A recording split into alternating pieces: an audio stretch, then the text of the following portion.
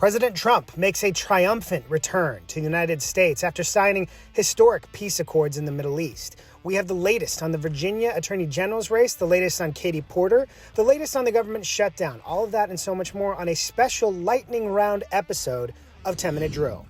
Everybody get up, get up. The story of America is the story of an adventure. I can hear you. The rest of the world hears you. We are a nation under God, and I believe God intended for us to be free. Thank you for joining us for a special lightning round 10-minute drill. With the Columbus Day holiday yesterday, I did not want to make our production team come in and record, so we will do a normal episode tomorrow on Wednesday. But for today, we will do a special lightning round where we just give 30 to 45-second previews of issues of the week that we will talk about later on. Yesterday, President Trump returned triumphantly after signing historic peace accords in Egypt. This took 3,000 years to get to this point. Can you believe it? And it's going to hold up, too. It's going to hold up.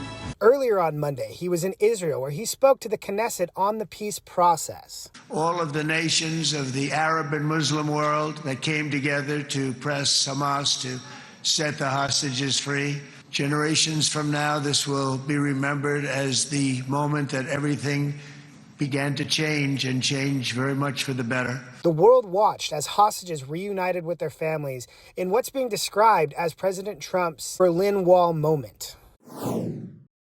As President Trump returns from the Middle East, Senate Democrats maintain their government shutdown, and a number of them have flown to Napa, California to drink wine and hold political fundraisers. House Democrat Hakeem Jeffries continues to struggle in media appearances to defend the Democrat strategy. Well, first of all, we don't view the current bill as anything other than a partisan Republican spending bill. It's at levels that you guys have already agreed to. A number of Democrats voted for this extension back in March. It's not adding or detracting anything. It's just continuing the levels of spending that currently exist. Actually, it's not at levels that we agreed to. Democrats strongly oppose this legislation in the House. Just to be clear, though, it's not changing current. It's not changing current levels. Nothing's getting cut. It's at levels that you may not like, but it's about extending levels as they currently exist. Meanwhile, Senate Democrat Chris Murphy also had trouble defending a major flip-flop on shutdowns. But you have been critical in the past of the tactic of choosing to shut down the government. You were in 2018. You were back in 2013 when it was a discussion over health care. This is what you said in 2018. The future of the American healthcare system was a legitimate public policy issue, as is the security of our borders. But we shouldn't be having the discussion amidst a government shutdown, trying to use our nation's security and all of these federal workers and the work that they do as hostages. Aren't you doing today exactly what you were criticizing then? No, that was a fight over sort of the long-term structure of the American healthcare system. This is an emergency. In the next few days, military members will have their first pay period that is unfulfilled because of the government shutdown. We will watch and see if this moves Democrats at all off of their current posture. We are seeing continued fallout in the Virginia gubernatorial and attorney general races after texts were revealed highlighting the fact that Attorney General candidate Jay Jones wants to murder his political opponent and watch their children die.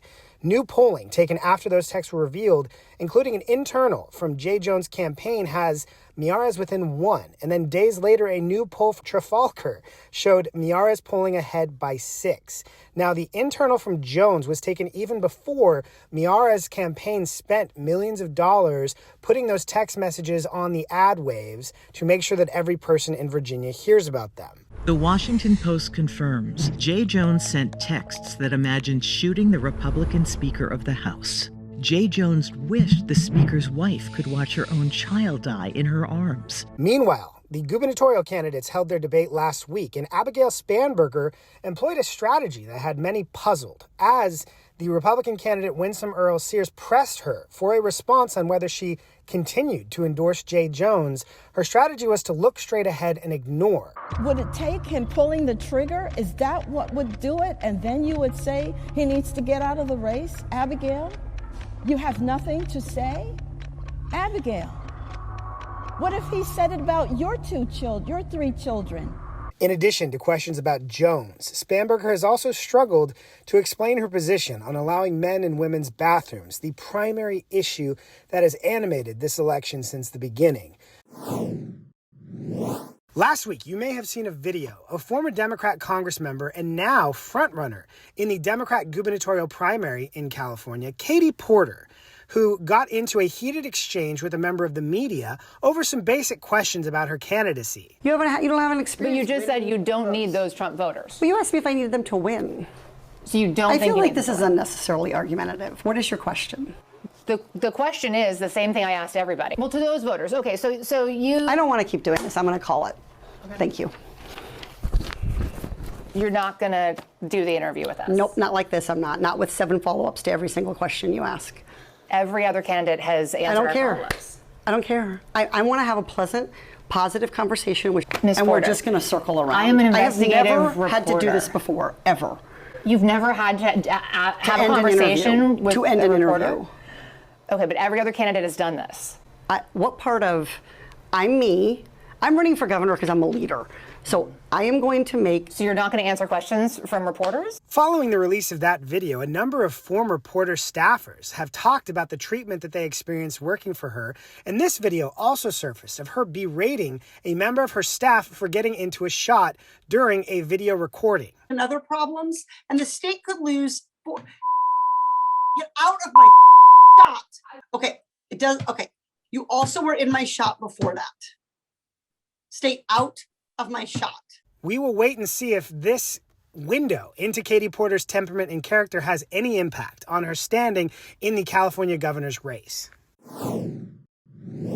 In September, watchdog group Americans for Public Trust released a report on a British billionaire named Christopher Hohn, who has spent through his network more than $500 million supporting left-wing dark money groups in America who've been pushing liberal politics. After that report and the scrutiny that followed, Hohn has announced that he's cutting off all of his financial support to American left-wing groups.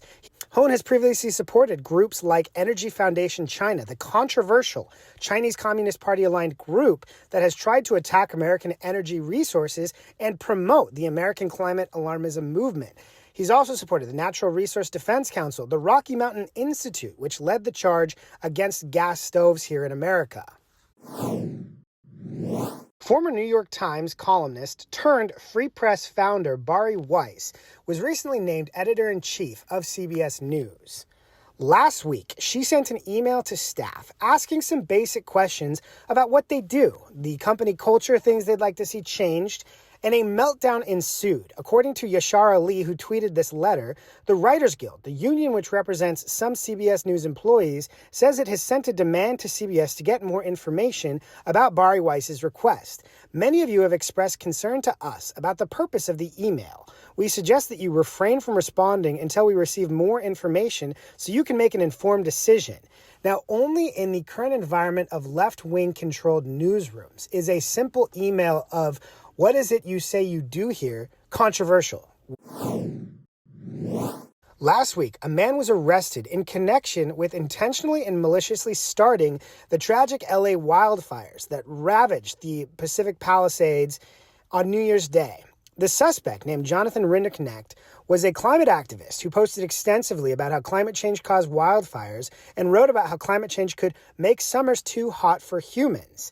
Those wildfires had originally been attributed by both left-wing elected officials and members of the media to climate change, even though at the time we knew that bad brush management had allowed those fires to spread as quickly as they did. But now we also know that they were started by a climate activist. Read the Daily Caller on that. Corporate media's climate change narrative goes down in flames after man charged with starting LA wildfire.